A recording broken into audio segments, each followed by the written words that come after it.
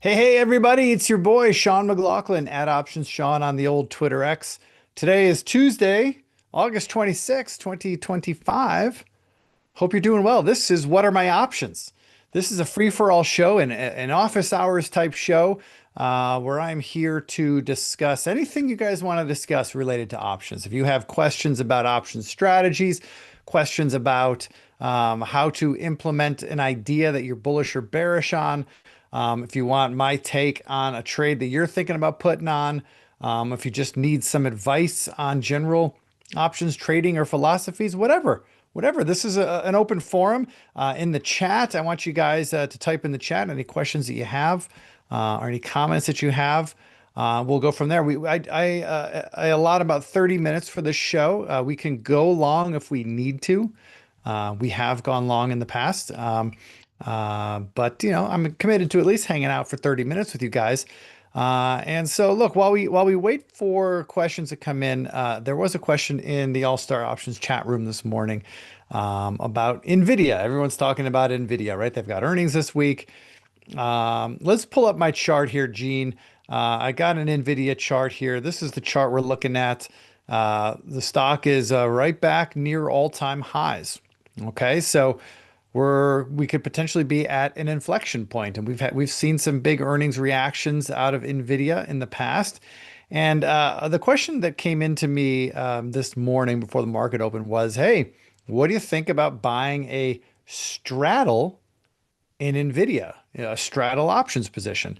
So for those of you who don't know what a straddle is a position where you buy both an at the money call and an at the money put. So you buy the calls and puts at the same strike, the same amount of calls and puts, right? So if you're buying one call, you would buy one put. If you're buying 10 calls, you would buy 10 puts. But either way, the number is equal. And you're buying them at the money, so the same strike. So in this case, with Nvidia trading at 181 and change, let's say we'll buy the 180 straddle. Okay, that means you're buying the 180 put and an equal amount of the 180 calls. And what you're betting on when you buy a straddle, you're betting on a big movement. You're betting on the stock going way down. You're betting on the stock going way up. If the stock kind of stays where it is, coming out of earnings from now until the options expire, which would be Friday, you're going to lose money. So I'm going to flip screens here, guys. That was my charting platform. Here is the options chain here. This is a Thinkorswim platform, one of the platforms I use. I got the options chain open right here. These are the August 29 weekly options. So they expire this Friday. Friday is the last trading day for these options. And if you're playing the Nvidia earnings, and you're looking for a specific earnings move, these are the options you would want to trade. These are going to have the most sensitivity to a movement in Nvidia. So here's something that you need to understand. The options market collectively is pretty smart, all right? There's a lot of smart money. There's a lot of smart algorithms pricing options, all right? So generally speaking, options are fairly priced. Sure, you can find some mispriced options. Some people who are much smarter than me can find mispriced options out there. But for the majority of the time, you should assume that options are efficiently priced. And so when I'm thinking about trying to ascertain the move that the market is expecting coming out of an earnings event, what you want to do is look at the money strangled price. So we're looking at the 180 calls and the 180 puts. I've highlighted them there. Okay. You can see the calls are bid 670. The puts are bid 530. So if we were to analyze this trade, we'll analyze a straddle. We're going to move to the analyze tab here. Let me just close. There we go. This is what let me close this out. This is what it would cost us to put this straddle on right now. All right, so buying the 180 calls and the 180 puts, it's going to cost us about $12.05. Now, that number is important. It's important for two reasons. Number one, that's how much it's going to cost you to buy it, right? 1205 times 100, that's $1,200 for a one lot, okay? But also the information that is sharing is that the market is pricing in an approximately $12 move in Nvidia coming out of earnings. $12 to the upside, $12 to the downside. We don't know, but the market is pricing in a potential $12 move. And what that means then is that if you were to buy this straddle, the 180 straddle, for it to pay off for you coming out of earnings, you need Nvidia to be at least $12 to the upside above your strike. So $12 plus 180 would be 192. You need it to be above 192 for this straddle to pay for you, or you need it to be above or below 168. That's 180, which is the strike, minus the $12 you're paying right now. Those are your break-even levels. And on this chart, you can kind of see it here where the blue line is your P&L on expiration day. And these little hashes, these little red hashes are the break-even levels. Stretch this out a little bit, make it a little easier to see. These are your break-even levels. And you'll see if they correspond. If you look at the bottom of that price chart there, that corresponds with about 192 on the upside and about 168 on the downside. Okay. So this is good information to have. Oh, I got the dates wrong there. Let's see, 126. There we go. This is good information to have. If you want to put a straddle on to play earnings, you have to have a belief, for whatever reason you have your belief. Maybe you've done some technical analysis. Maybe you've got some fundamental information. Maybe you got some insider information. Who knows? But you've got reason to believe that Nvidia is going to move more than $12 in either direction. If you believe that, and if you believe that the odds are in your favor of that happening, then buying a straddle for 12 bucks here is a smart play. Okay? Just know that in the worst case scenario, if you bought this straddle and the earnings happen and the reaction is muted, the stock doesn't really go anywhere, and you hold that position all the way through Friday's close, and Nvidia closes at 180 right on the button, very unlikely, but it could happen. It's happened before. If it closes right on the button, well, the $12 that you paid for this straddle go kaput. There's nothing left. You walk away zero. Both options expire worthless, essentially. Again, very, very low likelihood of it pinning exactly at 180. Let's say it closes at 175. Okay, so it's down a few bucks. Okay, well, your put will be $5 in the money. The calls will expire worthless because those are the 180 calls, right? They're going to expire worthless. The puts, you're long the 180 puts. If the stock closes at 175, those puts will have $5 of intrinsic value. Now, you could exit those puts right there, right before the close and get close to $5 if the stock's trading at 175. Or if you don't do anything, you're going to get exercised against those. Your broker is going to exercise your puts, and you are now going to be short 100 shares of stock for every put contract you own at the price of 180. So you don't really lose economically on that, but you're now holding a short position that's $5 in the money. But that $5 that it's worth is less than the 12 bucks you paid. So you're down $700. So really, a straddle is a play you put on. A long straddle is a play you put on if you're expecting a big move. That's what you're playing for. All right, so enough on that. Let me see. I got some questions in here. I see Chris. Chris asked, "Do you ever use the options hacker scanner in Thinkorswim for finding potential opportunities? I just found out about it this weekend, and it seems like it could be helpful. Wondering how you'd use it." Chris, I have a confession to make. I've been a Thinkorswim customer since 2002, early days, since the very early days of the platform. And Thinkorswim is a very powerful platform. It has a lot of bells and whistles. But my confession is in the 20 plus years I've been using Thinkorswim, I've probably used less than 5% of the total capability of this platform. This platform can do a lot of shit. The scanning tools, I have played around with them, Chris, in the past. I don't play around with them anymore. And I'm not making any judgment on them. I'm sure they're fine. I'm sure they're great. But that's not how I use the platform. I don't find my ideas that way. I find my ideas through the research of my team here at All Star Charts shares. And I find find my ideas through other research channels. I don't do a whole lot of scanning. So there. That's that for what it's worth. That's what I got for it, Chris. Now I have used it, like I said, in the past, and it is pretty powerful. It's a pretty cool tool to play around with. You could scan for options. You could scan for stocks based on certain criteria. It's static, right? So it's not going to be updating. At least I don't remember it being this way. It's not going to update in real time. It's not going to be dynamically updating. Like if you've built like a watch list, it's really just you're going to run the scan and it's going to show you all the stocks or options that fit your criteria right now. That's my memory of it. But I haven't used it in a while. Chris. All right. Jay asks, what about buying a strangle, the 175 put and 185 call? Okay, so back on NVIDIA. All right, so we talked about a straddle in NVIDIA, buying the at the money calls and puts, right? The 180s. A strangle is similar to a straddle, only you're buying an out of the money call and you're buying an out of the money put.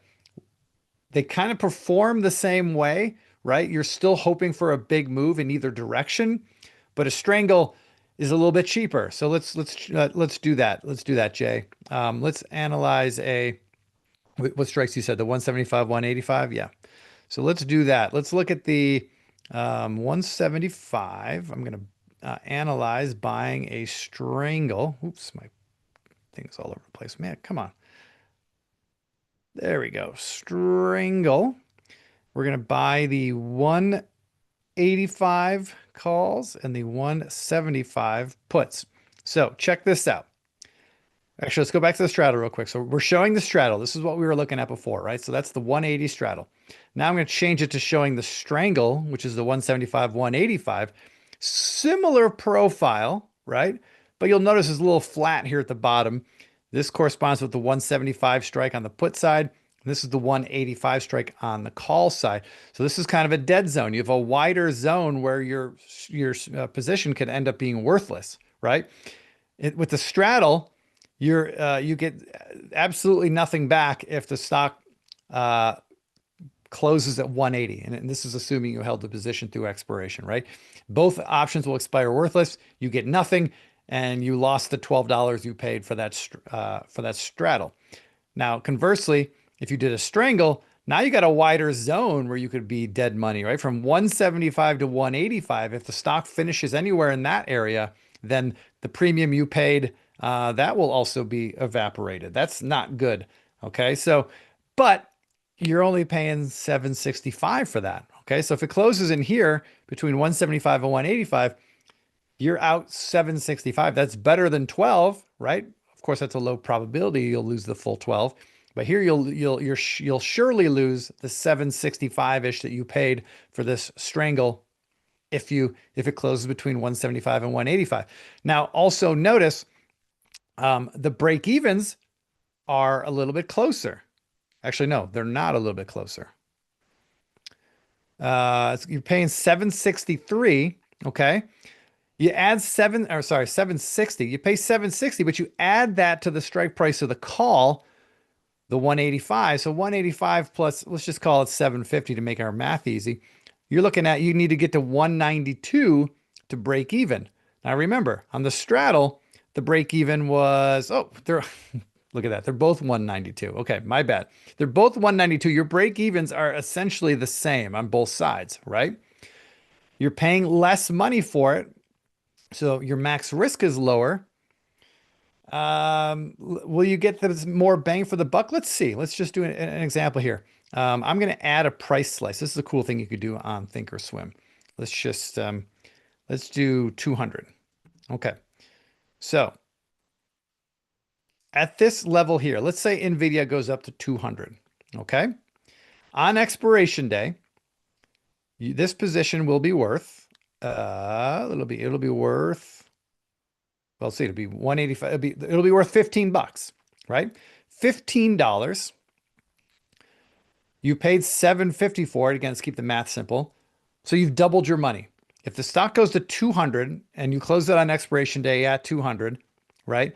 It's going to be worth $15. The straddle will be worth $20, but you paid $12 for it. So you make $8. So you actually make more money with the strangle, Jay, right? So you have higher potential reward with the strangle, but you also have a higher potential loss or higher probability of a loss.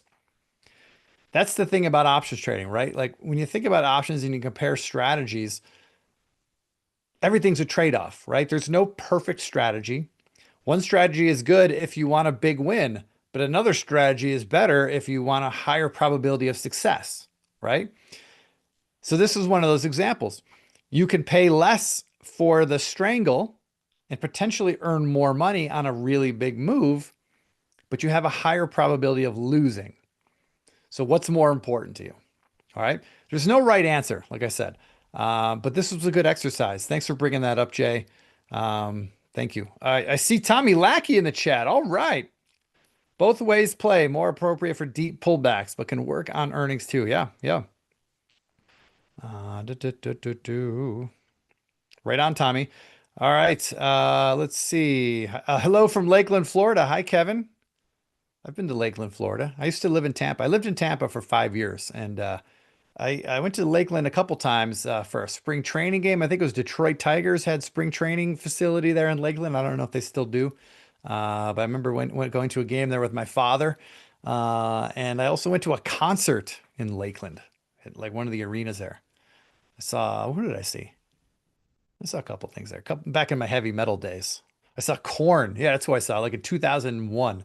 I saw Corn, and then I went another time and saw Nine Inch Nails in Lakeland. So there's my Lakeland shout out. All right, guys. So this is a reminder. If you have questions about strategies or trades or anything about options, type it in there. Happy to chat with you about that. It's interesting that we're talking about NVIDIA earnings and we're talking about buying straddles and strangles. The cottage industry about trading options around earnings tends to be around selling premium, right? Most professional options traders, I'm going to say all, and it's most for sure. Most options traders, professional options traders around earnings events will tend to sell premium going into earning events. Why? Because premium tends to be juiced heading into earnings because of the unknown, right? The binary component of what's about to happen, right? There's a big event coming.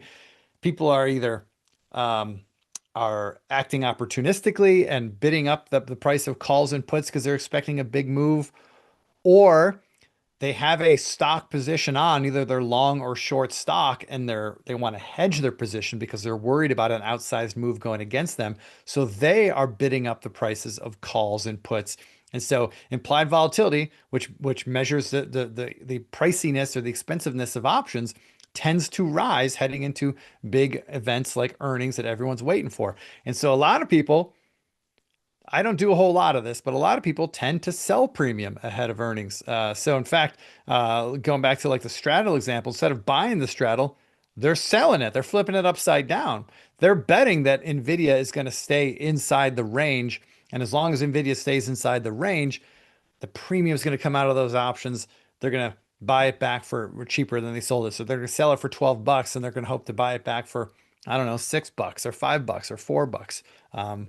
Usually soon after the market opens on the next trading day. So interesting that we started off talking about an options trade and talking about going long the options.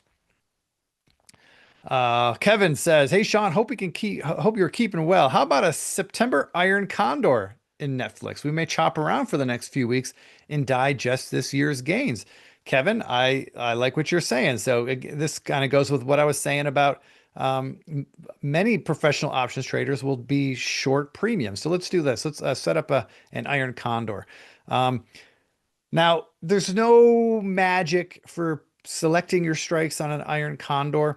The way I'm going to do it right now is remember how when we set the straddle, we saw the straddle price, the at the money straddle is pricing in $12 move, right? So I'm going to use that to kind of select my strikes. I want to select my short strikes to be just outside of that $12 move. So with the stock around 180 right now, I think I want to sell the 195 calls and the 165 puts. And he said in September. So let's look at the September options. Let's go here. Let's do, I got a position here. Ignore. This is going to be sloppy because I already have a position on there and it's showing up. So let's do this. Let's do the September 26 weeklies. It's a week later. All right, Kevin, I hope that's okay. But I want to short the 195 calls, which is beyond the expected move right now. Okay, Iron Condor. Let's see, select Iron Condor. And we'll do it, let's go $5 wide just to keep the math simple. And I want to do the 165 puts that I'm short. So let's select these prices. I'm just setting up the trade here and we'll protect it $5 away on the downside. And let's take a look at what that risk profile looks like. So here's what the P&L graph looks like. Okay. You're selling this iron condor. You're selling the 195 calls, protecting at 200. You're selling the 165 puts and protecting at 160. Okay. And looks like we could collect, if we did this trade right now, it looks like we can collect about $2.10, $2.12.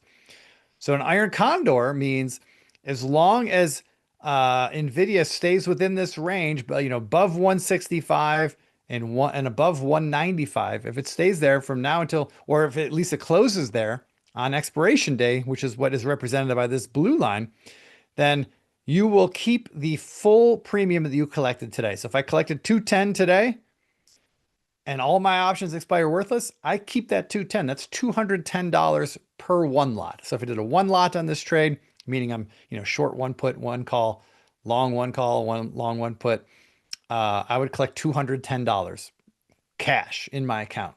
Okay. The flip side is if Nvidia does have a big move and if it expires with either your calls, all of your calls in the money or all of your puts in the money, then you're on the hook to pay the full value of that side of the spread. So let's say that this Nvidia comes down to 150, trades to 150. Well, your put spread, you're short the 165 puts and long the 160 puts. That put spread is going to be fully in the money. So $5. You're on the hook to pay the $5 to close that put spread. Now you collected 210 on the way in. So if you collected 210 on the way in and you had to pay $5 on the way out, your net loss is 290. So you're losing $290 in that situation per one lot. Okay. So you could potentially make 210 if everything expires worthless, or you could lose 290 if it expires with everything in the money or all the puts or all the calls in the money. So an iron condor trade is you're betting on the positions staying pretty stable or the stock playing pretty stable. That's typically how professionals will trade earnings. They'll either do iron condors, they'll do out of the money strangles typically. Some will do straddles. It just kind of depends on your flavor and how comfortable you are with risk. If I were to do it, ladies and gentlemen, if gun to my head, if I were to put a earnings trade on, something I was specifically playing for earnings, I would do some flavor of an iron condor. I don't know if I would do these exact strikes. Maybe I'd make it a little wider. Maybe I would go, maybe a little $5 further. Let's see, like I do a 200 call and a 205 call, and then a 160 put that I'm selling and buying a 155 put. I might do it like this. I'd collect $1.55, so I'm collecting less. I'm collecting less, but now I have a higher probability of success because I've moved my strikes out, right? I've moved my break evens a little higher up on the upside, a little lower on the downside. So if I have a higher probability of success, it tracks that I'm going to collect a smaller credit up front. There's no free money in the market, right? But I've increased my odds of success, and now I can make $155. But if I'm wrong, if I'm dead wrong, I could lose $345, right? That's the $5 is the width of the spread. That's the most that spread will be worth on either side, minus the 155 I collect right now. My net loss would be $345. So gun to my head, if you told me, Sean, you need to put an earnings trade on Nvidia right now, this is probably the trade I would put on. I would put on an iron condor. And you know what? I wouldn't hold it until expiration. That's just me. I would take my money and run if I made some money in this trade. If I put this on today for $1.55 and then coming out of earnings on the open of the next trading day, assuming Nvidia's somewhere in this window, it's above 160, it's below 200. I would probably look to cover the spread for about half of what I sold it for. So if I sold it for 150, I'd see if I could buy it back for 75 cents. Maybe less, depending on what happens. But here's what we know. It's not guaranteed. There's no guarantees, right? But one thing that typically happens, you could almost bank on it, and many people do bank on it, is that coming out of that earnings event, once the unknown is known, once the fear has come out of it, because we're no longer guessing, now we have facts. Here's the move that Nvidia has. Once that happens, the premium in options comes out. Even if Nvidia has a big move, still whatever premium was left in those options, it's going to come out rapidly now because the fear premium is coming out. And so if Nvidia stays within this range, above 160, below 200, the premium is going to, it's going to just go away. And so you're going to be able to buy those calls back and buy those puts back for cheaper than what you paid for them. And that's the bet that people are making on earnings. I don't do a whole lot of earnings trades like this. It's just not something I like. I've been burned on these trades before. You know, if you sell like a strangle, which is where you have undefined risk, those trades work a lot. They have a high probability of success, and that's the allure. Okay, and that's what a lot of people do. Okay, I have no problem with that. But I can tell you in my experience, I've done those trades in the past and I've had a lot of success with them. But when you have one that doesn't work, when you have one that has a gap that you weren't expecting, those can hurt. Those can hurt a lot and they could be scary, right? The stock that you thought was going to have a move less than $10 in either way, that all of a sudden has a $40 gap. It's happened and it could happen again. It will happen again. When you're in a position like that, that's hard. It hurts. The loss hurts. The fear hurts. You know, you're worried about if it's going to get worse. You're not in the right mindset to make smart trades. At least I'm not. So I don't like those trades. If I had, a 9-figure account, maybe I would do a lot more of those trades and do them small, right? I don't have a 9-figure account, and likely you don't either if you're watching my video. So I don't like doing those trades because I don't like open-ended risk. I don't like undefined risk. I do them occasionally in very specific situations, but it's not something I make a regular habit of. All right. Let's see. What do we got here? Let's see, Kevin. On a scale of 1 to 5, what risk level would you put on the Netflix trade? Great show. Well, Kevin, if I were doing this trade, I mean, I'm not sure how to answer your question. I don't think this is a very risky, super risky trade because of the defined risk. Okay. So that said, if I were to put this trade on, I might trade it a little bigger than I might otherwise because of the defined risk. Actually, no, I wouldn't trade it. When I said that, it didn't feel right when it came out of my mouth. I would not trade it bigger because of the potential for the outsized move. I would just trade at my normal size. I would risk no more than 1% of my account on the trade. That's typical for me with options trades. If I take a full loss, if I take the maximum loss, I don't want it to be more than 1% of my account. So I would stick to that, Kevin. I wouldn't go overboard just because I have a high probability of success. That's where people get in trouble. Definitely, that's where people get in trouble. Ranger says Kenny G likes to trade after earnings based on VWAP. Oh yeah, Kenny, my boy Kenny Glick. He likes to do post earnings trades using the VWAP as his tool. Absolutely. Kenny's the master at that. By the way, I'm going to get to hang out with Kenny twice in 2 different states this week. How about that? How lucky am I? I'm going to see him in New York on Wednesday night. I'm going to be in New York on Wednesday night. And then I'm flying back home to Colorado, and he's coming out here to Colorado this weekend to go to a wedding, right in my hometown. So awesome. Awesome. Anyway, sorry about that.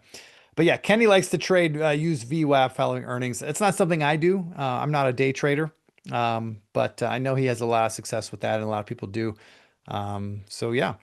So, Kevin, you were asking, would I do a full position or a half position? That's what you were asking on the scale of the risk level.